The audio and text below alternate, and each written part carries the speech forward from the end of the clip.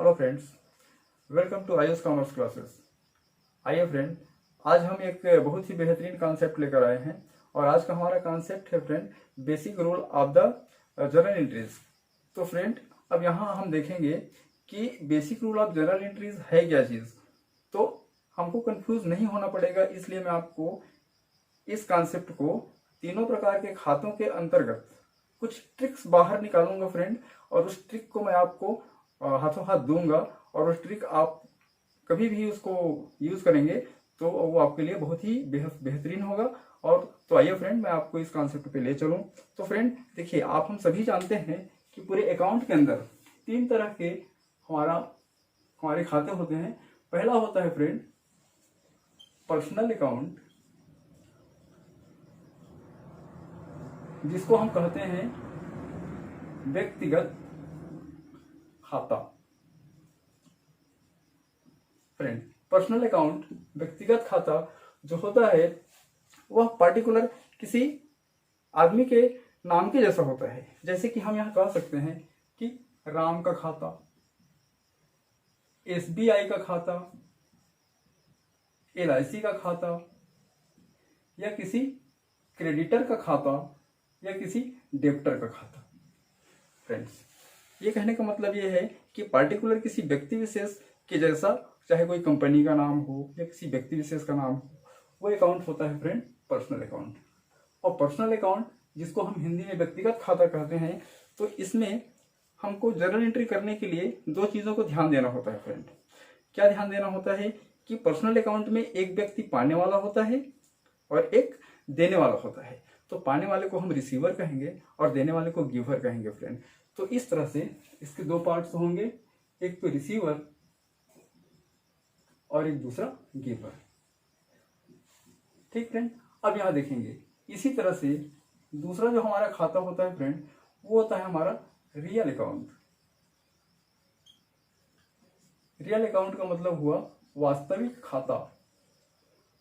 वास्तविक खाता, वास्तविक खाता जिस तरह से कि इसका नाम है फ्रेंड कि वास्तविक खाता, तो एक ऐसा खाता कि जिसके बिना नाम के हम अगर उस चीज को जाने तो वो अकाउंट को इफेक्ट गहराई से करने वाला होता है। जैसे कि आप यहां देखेंगे, यहां इस प्रकार से, जैसे कि कैपिटल अकाउंट, पूंजी खाता फ्रेंड, और हम देखेंगे केस अकाउंट जिसको हम रोकड़ खाता कहते हैं। इसी तरह से हमारा ये बैंक खाता, बैंक अकाउंट, और इसी की जैसे हम और भी, जैसे जो मशीनरी अकाउंट है फ्रेंड, उसको हम ले सकते हैं। और जैसे फर्नीचर अकाउंट है, इस तरह के अकाउंट्स जो होते हैं वो हमारे व्यवसाय के अंदर रियल अकाउंट के नाम से, यानी वास्तविक खाते के नाम से जाने जाते हैं फ्रेंड। तो यहाँ मैं आपको एक चीज़ बताऊं कि वास्तविक खाते के भी दो पक्ष होते हैं, जिसमें एक डेबिट होगा और एक क्रेडिट होगा फ्रेंड। और इसी चीज़ को हमको यहाँ कंप्लीट करना होता है। जैसे कि देखेंगे, वास्तविक खाते में एक चीज़ आता है तो दूसरा चीज़ जाता है। तो वास्तविक खाते में हम देखते हैं फ्रेंड कि उसको हम, एक चीज़ आता है और एक जाता है। कहने का मतलब what comes in and what goes out. ठीक है फ्रेंड, तो वास्तविक खाते में एक आता है और एक जाता है।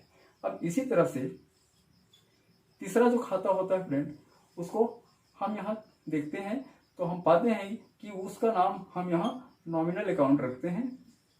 नॉमिनल अकाउंट कहने का मतलब नाम मात्र का खाता। नाम मात्र खाता, नाम मात्र खाता एक ऐसा खाता होता है गैस कि जो व्यवसाय को आंतरिक रूप से प्रभावित नहीं करता, वह छोटे छोटे नाम के लिए रहता है, इसीलिए इसको नॉमिनल अकाउंट कहते हैं। जैसे कि इंटरेस्ट अकाउंट, ब्याज खाता, जैसे कि रेंट अकाउंट, किराया का खाता, और जैसे कि डिस्काउंट अकाउंट, छूट का खाता। इसी तरह से जैसे कि हम कमीशन का खाता कहें, तो फ्रेंड यह जो है किसी भी व्यवसाय को प्रभावित तो करता है, किंतु यह इनडायरेक्ट रूप से प्रभावित करता है।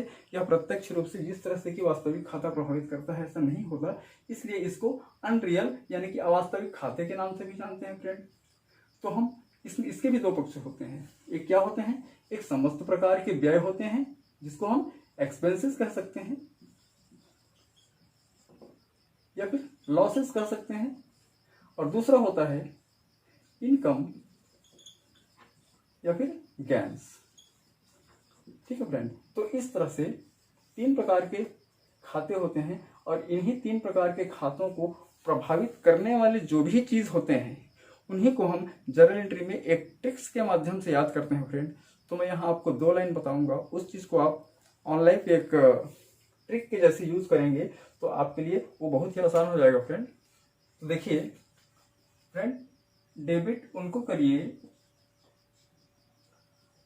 जो पाने वाला हो,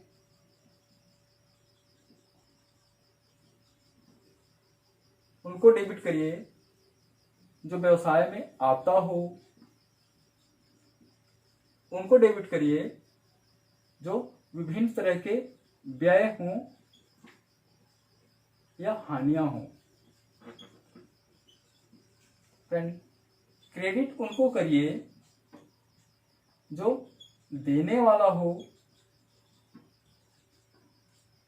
क्रेडिट उनको करिए जो व्यवसाय से जा रहा हो, क्रेडिट उनको करिए जो विभिन्न तरह की आय हों या अनेक प्रकार के लाभ हों।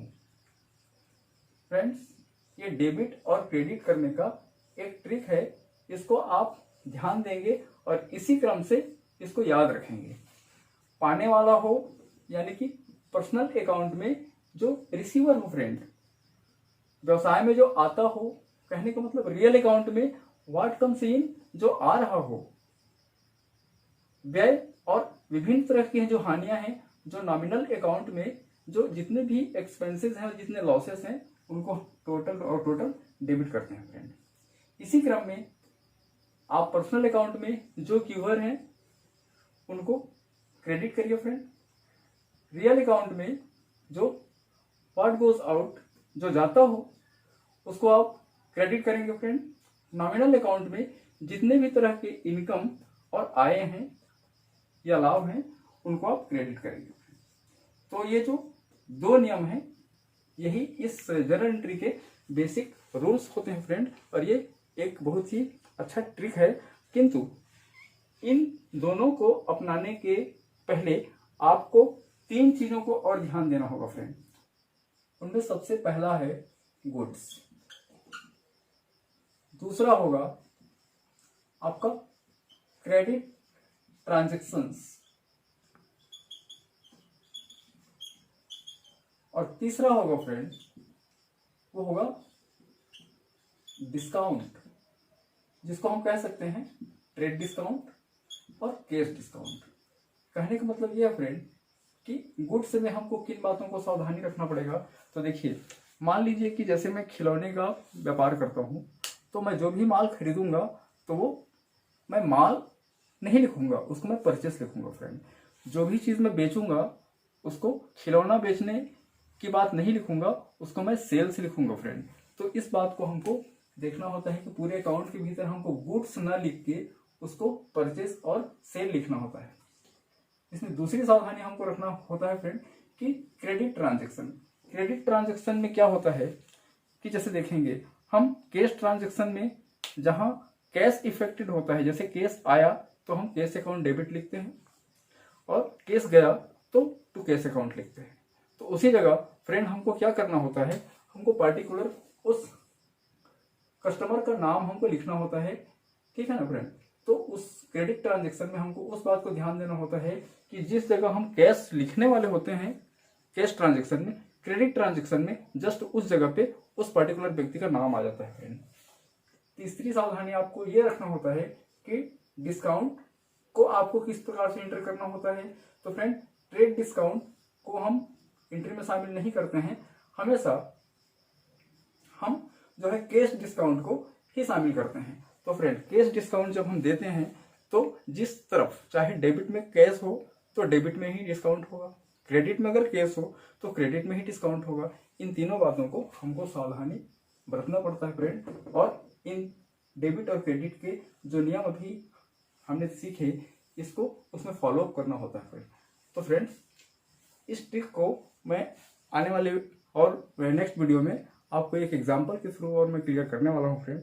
तो फ्रेंड इस वीडियो को दोबारा से आप अच्छे से वॉच कीजिएगा। ओके फ्रेंड, तब मिलते हैं हम लोग नेक्स्ट वीडियो में। Okay friend, thanks.